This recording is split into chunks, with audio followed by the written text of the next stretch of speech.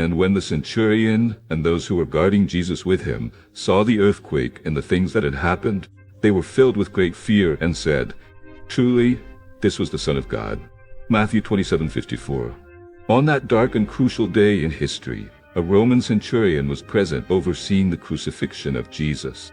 This soldier was a war-hardened man, accustomed to brutality and death, but something about that particular event was about to change his life forever. His responsibility was to ensure that the execution went smoothly. He was used to following strict orders and maintaining order in the midst of chaos. However, that day would be extraordinarily different from any other he had ever experienced. This centurion, whose position required a calm and efficient character, was in charge of 100 soldiers. His rise in the ranks of the Roman army was due to his courage, intelligence, and ability to face extreme situations. The role he played required the ability to separate his emotions from duty. However, the events of that day would challenge this separation, forcing him to confront his own beliefs and emotions.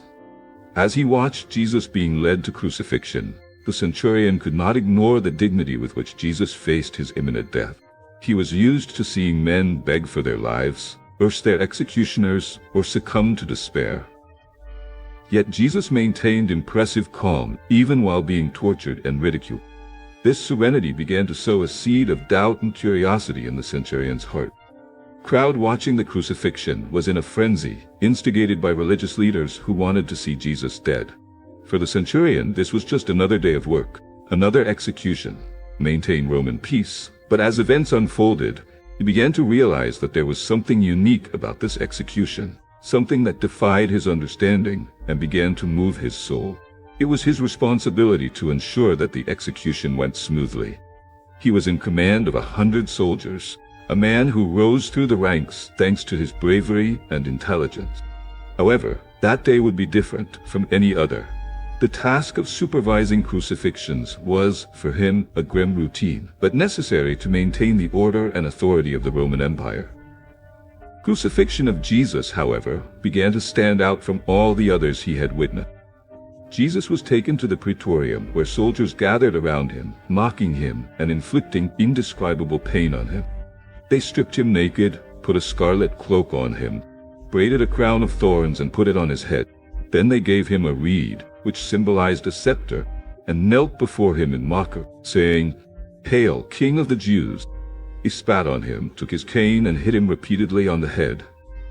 The centurion, observing all this, could not help but notice the dignity of Jesus in the face of so much humiliation. Any other man would have begged for mercy or cried out in pain. Jesus remained silent, enduring the suffering with a calmness that defied human understanding. This began to move the centurion, who, accustomed to brutality, felt increasingly intrigued by that fate. When Jesus was finally brought to be crucified, the path along the Via Dolorosa was marked by the weight of the cross and the compassion of a crowd divided between those who wept and those who mocked. The women of Jerusalem wept for him, and he, in the midst of his own suffering, stopped to comfort them and their children. The centurion watched all this with a mixture of disbelief and admiration. Despite being accustomed to executions, crucifixion of Jesus was unusual. He had already executed many. Jesus' calmness and dignity in the face of torture awakened something in him. The execution took place at Golgotha, place of the skull, feared place known for its association with cruel death. The vision of Jesus carrying his cross there, accompanied by an involuntary spectator, Simon of Cyrene, was a scenario that was repeated with variations. But Jesus' behavior was unprecedented. When they arrived at the place, they nailed Jesus to the cross and lifted him up between two thieves. Filling Isaiah's prophecy, he would be numbered among the transgressors. The crowd continued to mock him, and the religious leaders challenged him to come down from the cross if he really was the Son of God. Even the criminals crucified at his side joined in the mockery. Jesus remained silent, demonstrating an inner strength that confused his executioners. The centurion, accustomed to the violent resistance and despair of the condemned, saw something completely different in Jesus. His prayer to the Father, asking forgiveness for those who crucified him, resonated deeply with the soldier. "Father, forgive them, for they do not know what they do." These words, spoken in the midst of agony, revealed a love and mercy that transcended human understanding. The centurion began to question everything he knew about strength and power. As the hours passed, nature also began to react to Jesus' suffering. Darkness fell on the earth at noon and lasted until 3 in the afternoon. This supernatural phenomenon increased the feeling of dread and amazement among those present. The centurion, seeing creation react so dramatically, was forced to recognize that something much greater was happening. Jesus, although he was mocked and beaten, remained calm. The centurion watched, impressed by Jesus' dignity and silence, in contrast to previous executions. In the praetorium, the soldiers stripped him again, dressed him, and took him to be crucified. They continued to mock him, but Jesus did not respond with anger or resistance. His silence was disturbing to those accustomed to seeing the desperation of the condemned. The centurion, witnessing this unusual calm, began to feel growing bewilderment. He had seen many men beg for their lives, curse their executioners, or give in to despair, but Jesus was different. He bore the pain with a peace that defied understanding. This serenity, it was not the resignation of a defeated person, but the strength of someone who knew that his suffering had a greater purpose. Jesus' prayer asking for forgiveness for his executioners resonated in the centurion's mind. I had never heard anyone pray like that for their enemies before. This display of love and compassion contrasted sharply with the brutality of the act of crucifixion. The centurion began to wonder who this man was who could love so deeply, even in the midst of torture. As Jesus hung on the cross, he continued to show unusual concern for others. He entrusted the care of his mother to his beloved disciple John, showing a familial concern and a love that transcended his own suffering. These acts of compassion and care in the midst of suffering touched deeply the heart of the centurion, who saw in Jesus a humanity that challenged his understanding of strength and weakness. During the trial, the high priest challenged Jesus to declare himself the Son of God. Jesus firmly confirmed it, causing a deep impact on the centurion who witnessed it all. "You have said it," Jesus answered, "but I tell you that you will see the Son of Man sitting at the right hand of power and coming on the clouds of heaven." Matthew 26:64. This statement was a turning point. The high priest tore his clothes, accusing Jesus of blasphemy, which led to his condemnation. The centurion, present during this exchange, saw the calm and authority with which Jesus responded to the accusations. He did not defend himself or ask for mercy. Instead, he asserted his divine identity, knowing that this would seal his fate. This behavior was in stark contrast to that of other prisoners, who often resorted to despair or denial. When Jesus was brought back to the praetorium, the centurion may have reflected on what he had witnessed. Perhaps the words of Jesus have resonated in your mind. You will see the Son of Man sitting at the right hand of power and coming on the clouds of heaven. This vision of power and majesty contrasted with the scene of humiliation and suffering he was witnessing. How could someone in such a situation speak with such confidence and authority? As Jesus faced more humiliation and torture, his response remained constant. He did not curse his executioners or try to escape. Instead, he continued to demonstrate a silent strength that defied the centurion's understanding. This force was not physical, but spiritual, and could have begun to awaken a new consciousness in the hardened soldier. The crowd, incited by religious leaders, demanded the crucifixion of Jesus. Pilate, yielding to pressure, handed Jesus over to the soldiers. The centurion, again, saw the calm of Jesus in the midst of chaos. "Crucify him," shouted the crowd as Pilate washed his hands, symbolizing his attempt to free himself from the guilt of condemning an innocent man. Matthew 27:24. The centurion was accustomed to the violence and bloodlust of mobs. He had often seen the masses demanding the death of the condemned. However, the intensity of the hatred directed at Jesus was unusual. He knew that the religious leaders were behind this, manipulating the crowd to ensure Jesus' execution. This manipulation was not new, but the target of his hatred was what disturbed the centurion. As Jesus carried his cross through the narrow streets of Jerusalem, falling under its weight, the centurion was forced to intervene and ordered Simon of Cyrene to help him carry the cross. This simple act of compassion, ordered by the centurion, demonstrated that even in his role as executioner, he was not insensitive to human suffering. He saw in Jesus a man who did not deserve that fate. As the procession progressed, the crowd continued to mock and insult Jesus. However, Jesus did not reciprocate the hatred. He remained silent, bearing it all with a dignity that defied expectations. This behavior contrasted with the typical reaction of other prisoners, who often responded to violence with violence or despair. When Jesus was nailed to the cross, he did not express hatred or anger. On the contrary, he asked the Father to forgive those who crucified him, including the centurion himself. "Father, forgive them, for they do not know what they do." Luke 23:34. These words, spoken in the midst of agony, revealed a depth of love and compassion that disarmed the centurion. Accustomed to hearing cries of pain and curses, perhaps he was surprised by this sentence. "I had never before seen a man, especially one who was being executed in such a cruel manner, ask forgiveness from his executioners." This display of mercy may have begun to break the hardness of his heart, planting in him a seed of doubt about all he had known and believed. As Jesus hung on the cross, he continued to show unusual concern for others. He entrusted the care of his mother to his beloved disciple John, showing a familial concern and a love that transcended his own suffering. These acts of compassion and care in the midst of suffering may have deeply touched the heart of the centurion, who saw in Jesus a humanity that challenged his understanding of strength and weakness. As the crucifixion continued, the centurion watched the reactions of the crowd and other soldiers. Some mocked Jesus, saying, "If you are the Son of God, come down from the cross." Matthew 27:40. Others, however, might have begun to wonder if they had really made a terrible mistake in condemning a righteous man. The centurion, seeing these divided reactions, may have felt a growing conviction that he was witnessing something divine. The soldiers, including the centurion, cast lots for Jesus' clothes. Even then, Jesus' concern was the forgiveness of his executioners. And when they had crucified him, they divided his clothes, casting lots to see what each would take. Mark 15:24. This act of dividing clothing was common in Roman crucifixions, where the executioners had the right to the possessions of the condemned man. The centurion, observing this ritual, saw a striking contrast. While his comrades in arms were more concerned with Jesus' material possessions, he could not ignore the spiritual depth of what was happening. Jesus' words asking for forgiveness could still resonate in his mind, confronting him with a reality he had never considered. The Gospels relate that Jesus' clothing was divided into 4 parts, one for each soldier, but his tunic, which was seamless, was drawn by lot to decide who would wear it. John 19:23 and 24. This seemingly trivial detail fulfilled an Old Testament prophecy.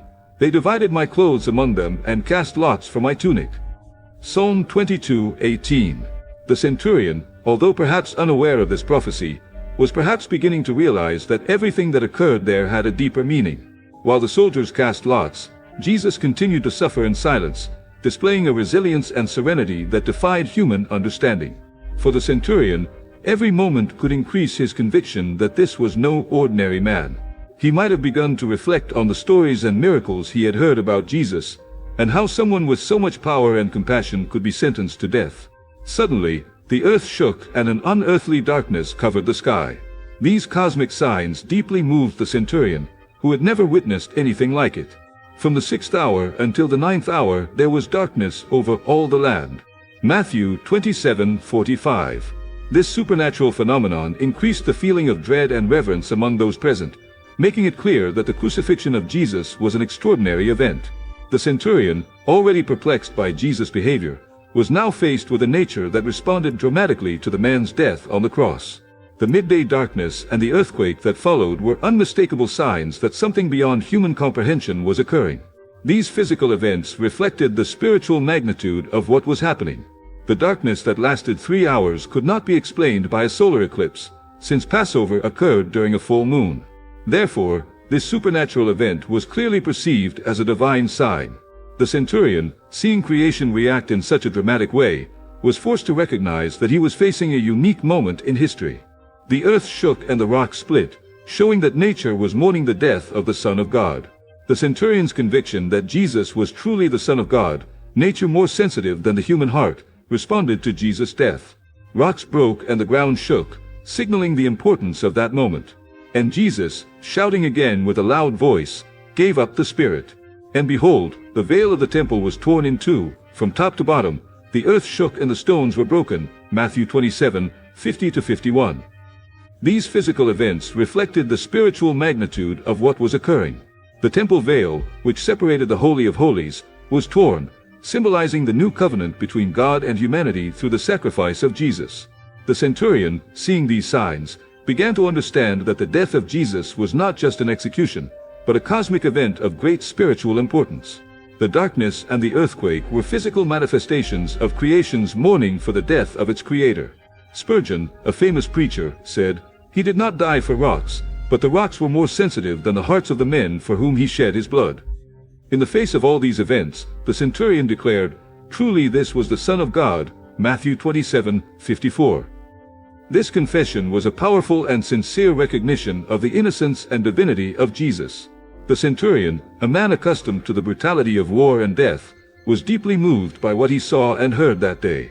His statement was a testimony to the impact Jesus' death had on him. The centurion's conviction did not arise only from external signs such as darkness and the earthquake. It was also the result of his careful observation of Jesus' behavior throughout the torture and crucifixion process.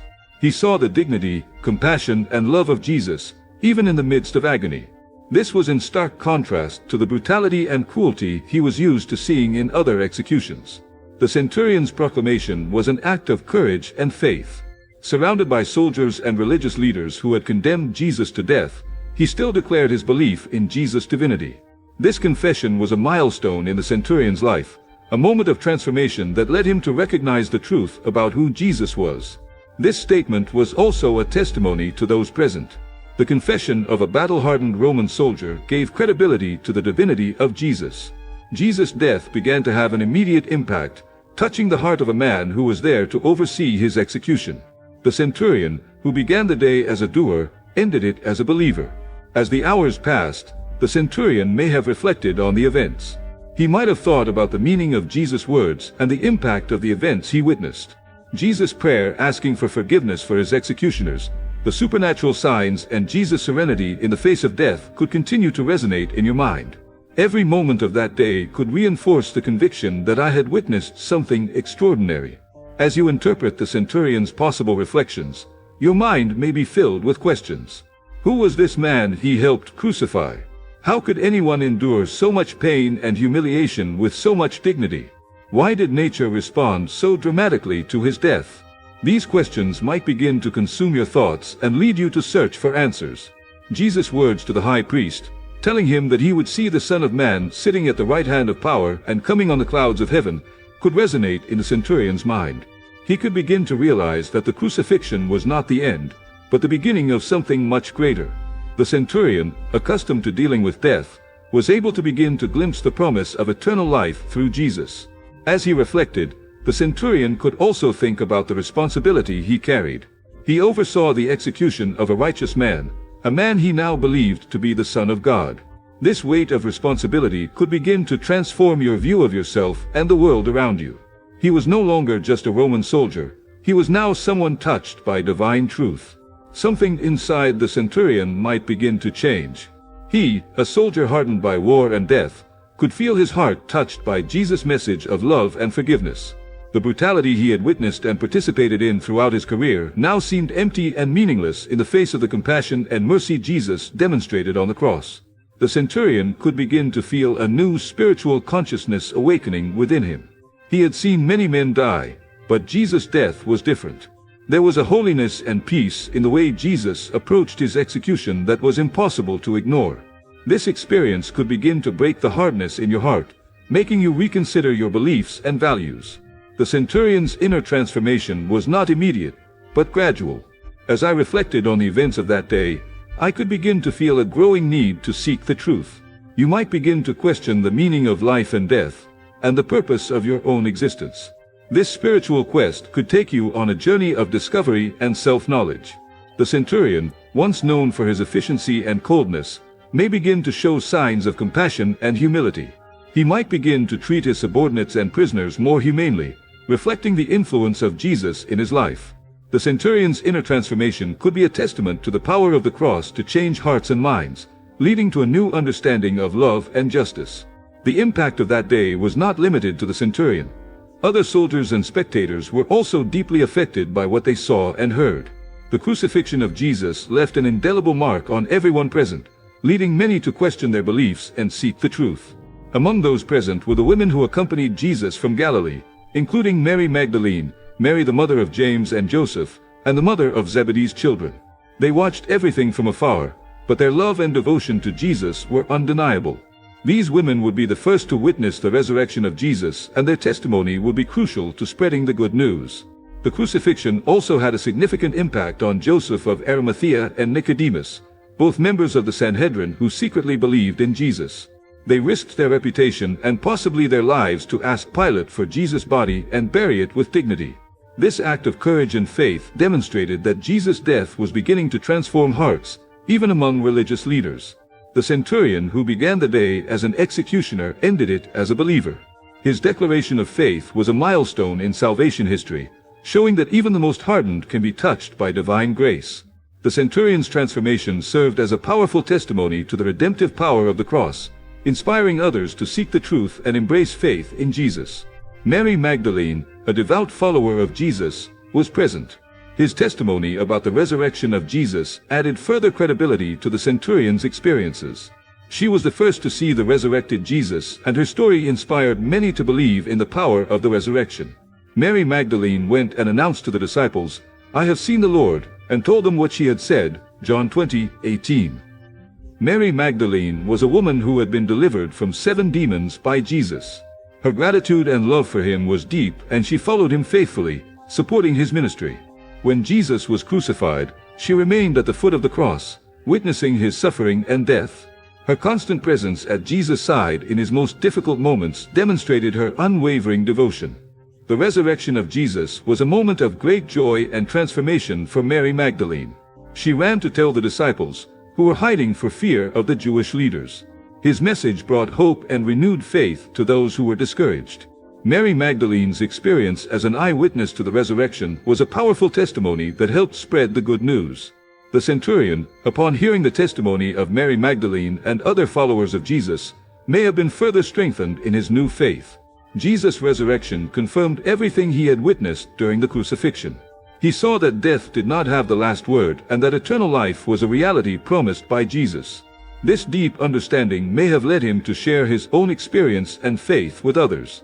By interpreting the centurion's possible reactions and actions after hearing Mary Magdalene's testimony, he may have begun to share his experience with others. He could tell how he had witnessed the extraordinary events of the crucifixion, including the supernatural signs and compassion of Jesus. His story could have touched many hearts and led many to faith in Christ. He could have become one of the first to publicly recognize the divinity of Jesus, showing that Jesus' message was for everyone, Jew and Gentile. In interpreting the possible impact of the centurion's testimony, the crucifixion and resurrection of Jesus had a profound and lasting impact. The story of the centurion, who began the day as an executioner and ended it as a believer, is a powerful testimony to the transformative power of the cross. Jesus' message continues to touch hearts and change lives, just as it did more than 2,000 years ago. May we all be inspired by the faith and love of Jesus, following his example of compassion and mercy.